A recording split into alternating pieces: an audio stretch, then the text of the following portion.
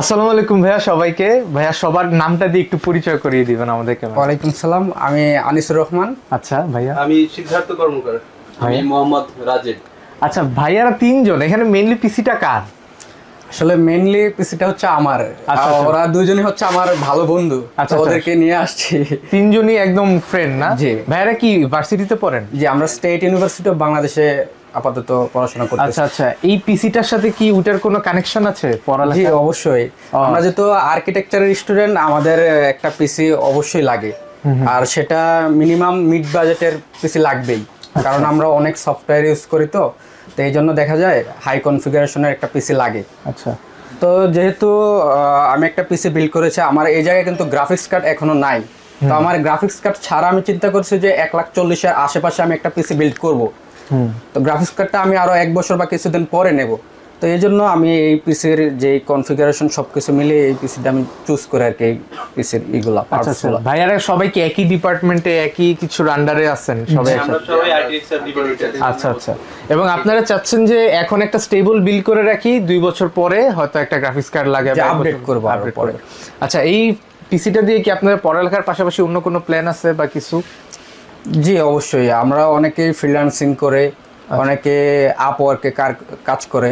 আচ্ছা আচ্ছা। সবগুলো মূলত 3D মডেলিং বেস কাজ করতে হয়। আর্কিটেকচার বেস কাজ করতে গেলে দেখা যায় 3D সফটওয়্যারের বেশ কিছু কাজ থাকে, তো যেগুলো হাই এন্ড গ্রাফিক্স বা হাই এন্ড রিকোয়ারমেন্ট থাকে, সফটওয়্যার রিকোয়ারমেন্ট, যে কারণে আসলে এই ধরনের কনফিগারেশনগুলো চুজ করা হয়। আচ্ছা আচ্ছা।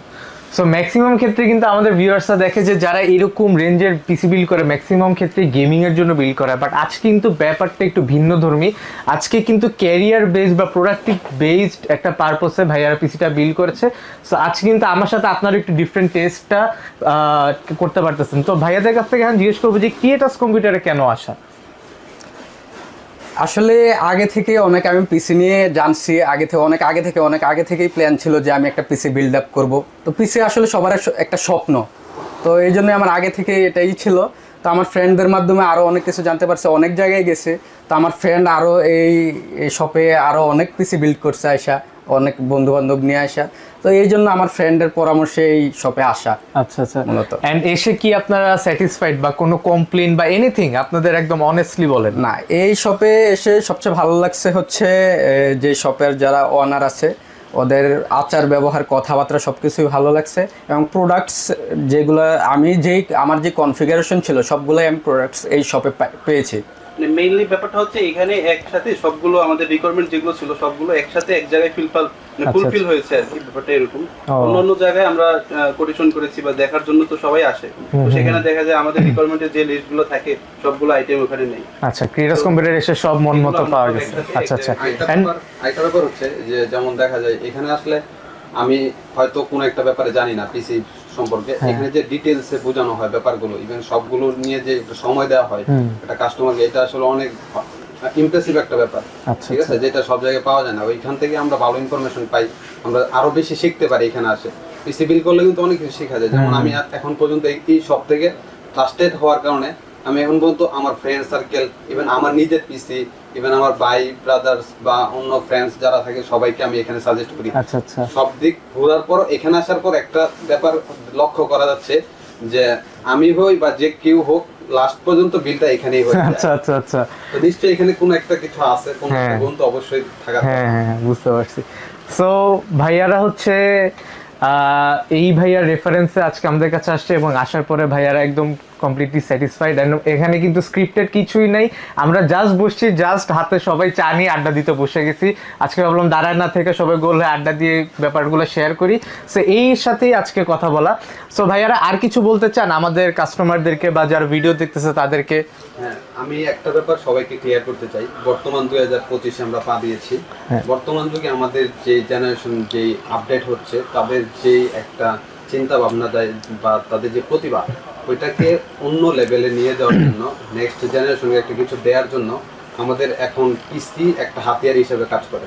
তো ওই একটা ভালো পিসি কিভাবে একটা ভালো প্রতিষ্ঠান থেকে একটা ভালো জায়গা থেকে নিতে পারি, এটার সর্বোচ্চ উদাহরণ হতে পারে ক্রিয়েটাস কম্পিউটার। আচ্ছা, থ্যাংক ইউ সো মাচ ভাইয়া। আসলে আপনাদের জন্যই আমরা, আমাদের জন্যই আপনারা, এভাবেই ক্রিয়েটাস কম্পিউটার আজ 17 বছর এখানে আছে। অ্যান্ড আশা করি যে ফিউচার আবার দেখা হবে। অ্যান্ড এই আশা নিয়ে আজকে ভিউয়ার্স আমরা আজকের কথাবার্তা শেষ করে স্ট্রেট পিসিতে যাব। যেহেতু 1,38,000 টাকার একটা পিসি, এই পিসিতে অনেক ইন্টারেস্টিং কম্পোনেন্টস আছে। অ্যান্ড আমি স্পেশালি আজকের ক্যাসিংটা দেখে 5 মিনিট তাকায় ছিলাম। সো আমি এখন আপনাদের সাথে ব্যাপারগুলো শেয়ার করবো অ্যান্ড ভিডিওর ফাঁকে ফাঁকে ভাইয়াদের কাছে আবার যাবো। সো চলুন স্ট্রেট কম্পিউটারের ইনফরমেশনে চলে যাই। সো ভিউয়ার্স, আমার এখন হচ্ছে পিসিটা সম্পর্কে কিছু ইনফরমেশন দেওয়ার কথা ছিল এবং 1,38,000 টাকা কি কি কম্পোনেন্টের উপর ইনভেস্ট করা হলো এবং ব্যাপারগুলো যে কতটা ওয়ার্থ বা ভ্যালু ফর মানি হয়েছে কিনা এটা আপনাদের হাতে জাজ করার জন্য, তুলে দেওয়ার জন্য আমি এখন পিসি নিয়ে আইডিয়াগুলো আপনাদেরকে দিব। সো ফার্স্টে আমরা ইউজ করছি AMD Ryzen 9 7900X, অর্থাৎ AMD Ryzen 9 এর 7000 সিরিজের সবচেয়ে লেটেস্ট প্রসেসর যেটা। এটা কিন্তু 12 কোর 24 থ্রেডের একটা প্রসেসর, যেখানে 76 MB ক্যাশ মেমোরি থাকে এবং এটাতে কিন্তু 4.7 বেস ক্লক স্পিড এবং 5.4 হচ্ছে ম্যাক্সিমাম বুস্ট ক্লক স্পিড। অর্থাৎ বুঝতেই পারতেছেন যে আমরা সচরাচর যেসব প্রসেসর দিয়ে পিসি বিল্ড করে থাকি ওগুলা থেকে অনেক বেশি অ্যাডভান্স একটা প্রসেসর, এবং এটার ভিতরে কিন্তু কোনো স্টক কুলার দেওয়া থাকে না। অর্থাৎ এই প্রসেসরের সাথে আসলে কোনো স্টক কুলার স্যুটও করে না। তাই আজকে আমরা এই হট প্রসেসরটাকে কুল করার জন্য রাখতেছি একটা 360 mm এর ডিপ কুল ইনফিনিটি সিরিজের LT720 একটা লিকুইড কুলার, এবং এটা কিন্তু ট্রিপল ফ্যানের একটা কুলার, এবং এটাতে রেডিয়েটর এবং পাম্প পুরাটাই আজকের বিল্ডের থিমের সাথে একদম পারফেক্টলি যায়। এবং এটার বিশেষত্ব হচ্ছে এটার যে টিউবগুলো আছে, টিউবগুলো থেকে কখনো লিকেজের প্রবলেম হয় না বা কখনো রেডিয়েটরের প্রবলেম করে না। ইভেন এই ফ্যানগুলো এবং রেডিয়েটরের সাথে যে ফ্যানগুলো আছে এগুলো খুবই সাইলেন্টলি কাজ করে। অর্থাৎ যারা রাতে কাজ করতে পছন্দ করেন, বিশেষ করে স্টুডেন্টরা যখন সারাদিন টায়ার্ড হয়ে রাতে কাজ করে, একটু সাইলেন্ট, একটু নীরবে কাজ করতে চায়, তখন যদি কোনো ফ্যান থেকে বিকট সাউন্ড আসে সেটা কিন্তু খুবই প্রবলেম, মানে একটা ডিস্টারবেন্সের ফিল হয়। সো এইরকম একটা লিকুইড কুলার, এরকম একটা পাওয়ার সাপ্লাই যখন আপনারা ইউজ করবেন, ওই প্রবলেমগুলো ফেস করবেন না, খুবই সাইলেন্টলি আপনারা কাজগুলো করতে পারবেন। সো এই লিকুইড কুলারটা থাকবে আজকের বিল্ডে। এর পাশাপাশি আজকে আমরা র্যাম ইউজ করতেছি একটা stick Kingston Fury B16GB 6000 MHz এর একটা স্টিক। ইভেন এই মাদারবোর্ডে কিন্তু আমরা টোটাল 4টা স্টিক ইউজ করতে পারবো। আমি মাদারবোর্ডে পরে আসতেছি, 4টা স্টিক ইউজ করতে পারবো, বাট আমরা আজকে অনলি একটা স্টিক ইউজ করতেছি। এবং এরপরে আমরা স্টোরেজ হিসেবে ইউজ করতেছি কিংস্টন ফিউরি রেনেগেড। এটার বিশেষত্ব সবাই জানেন, তবু আমি একটু বলে দিই। এটার যে ক্যাশ, এখানে একটা DRAM ক্যাশ ব্যবহার করা হচ্ছে, অর্থাৎ DRAM মেমোরি পাবেন আপনারা কিংস্টন রেনেগেডের এই সিরিজের সাথে। এবং এটা কিন্তু 1 টেরাবাইট, যারা C3000টা নিতে চান এটারও 1 টেরাবাইট আপনারা DRAM পাবেন, বাট 500 GB যেগুলো ওগুলোতে নর্মালি DRAM থাকে না। এবার আমরা আসি আজকের মাদারবোর্ডে। আজকের মাদারবোর্ডটা কিন্তু খুবই স্পেশাল। এটা হচ্ছে MSI এর B840 গেমিং প্লাস ওয়াইফাই একটা মাদারবোর্ড। এটার আউটলুকটা যদি দেখাই, পুরা গেমিং অ্যাগ্রেসিভ একটা লুক দেয় এটা। এটাতে আপনার আয়ো শিল্ডের উপর, NVMe এর উপর, দেন MOS ব্যাটারির উপর সব জায়গায় কিন্তু ভালো ভালো হিটসিং পাবেন। ইভেন এটার যে চৌকার অ্যান্ড VRAM সেকশনটা আছে সেটাও কিন্তু খুবই স্ট্রং।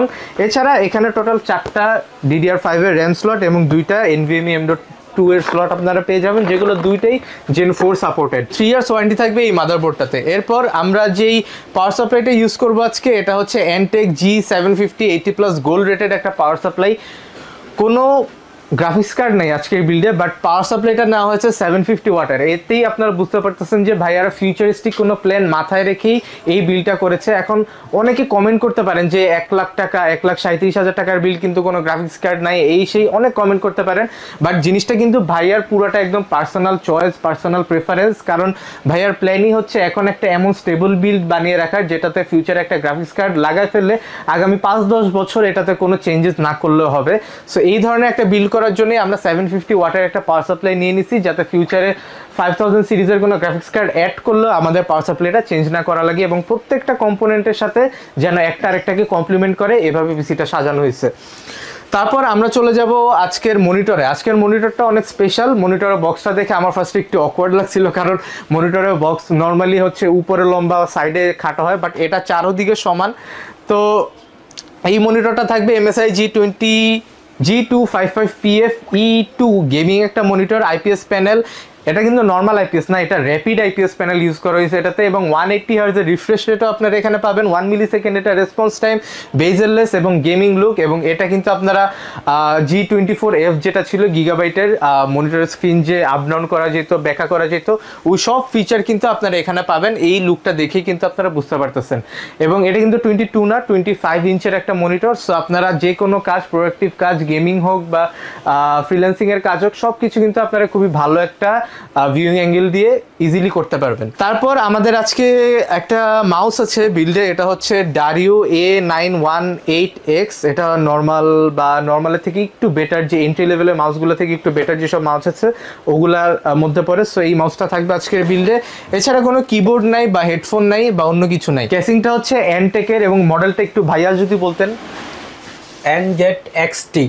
NZXT হচ্ছে এই কেসিংটার মডেল, এবং NZXTর প্রত্যেকটা কেসিং কিন্তু খুবই মিনিমাল হয়। এই বিল্ডটার একটা বেস্ট দিক হচ্ছে এই বিল্ডে কোনো এক্সট্রা RGB নাই, একদম কমপ্লিট একটা বিল্ড, কোনো টাকা এখানে ইনভেস্ট করা হয়নি RGBর পিছনে। ইভেন এই কেসিংয়েও মাত্র 2টা ফ্যান, বাট একটা 360mm এর রেডিয়েটর লাগানোতে এখানে এয়ার ফ্লো নিয়ে কোনো চিন্তাই করার দরকার নাই। এবং এই কেসিংয়ের যে নিচের ডিজাইনটা, এইটা কিন্তু খুবই সুন্দর। নিচে একদম ফাঁকা একটা জায়গা আছে যেখান থেকে এয়ার ফ্লো খুবই সুন্দর হবে, এবং খুবই মিনিমাল অ্যান্ড স্লিক একটা ডিজাইনে ভাইয়া হচ্ছে পিসিটা রেডি করছে। সো আমার এটা নিয়ে কোনো কমপ্লেন নাই। ফিউচারে একটা গ্রাফিক্স কার্ড লাগালে এটা একটা বিস্ট পিসিতে পরিণত হয়ে যাবে, এবং ওই টাইমে সব ধরনের কাজ কিন্তু এই পিসিতে আপনারা করতে পারবেন। তো ভিউয়ার্স, এই ছিল আজকের ভিডিও। ভাইয়াদের থেকে লাস্ট একটা কোয়েশ্চেন করতে চাই, ভাই আপনারা আসছেন কোত্থেকে? আমরা আসছি খিলক্ষেত থেকে। আচ্ছা, খিলক্ষেত থেকে সবাই একসাথে? জি। আচ্ছা আচ্ছা, এখন পিসি নিয়ে আবার খিলক্ষেত ব্যাক করবে? জি, আচ্ছা, এবং পিসিটা ইনস্টল করা হবে ভাইয়ার বাসা না? জি, ঠিক আছে। তো ভাইয়া, আশা করি ভাইয়া পিসিটা নিয়ে স্যাটিসফাইড, এবং ফিউচারে আরও আসবে, আমাদের ইউটিউব চ্যানেলের সাথে কানেক্টেড থাকবে, আমাদের পরিবারের একটা সদস্যই হয়ে থাকবে, এই এক্সপেক্ট করে আজকে শেষ করতেছি। দেখা হবে নেক্সট কোনো ভিডিওতে। সে পর্যন্ত ভাইয়ারা ভালো থাকবেন, আপনারা ভালো থাকবেন, সুস্থ থাকবেন। আল্লাহ হাফেজ।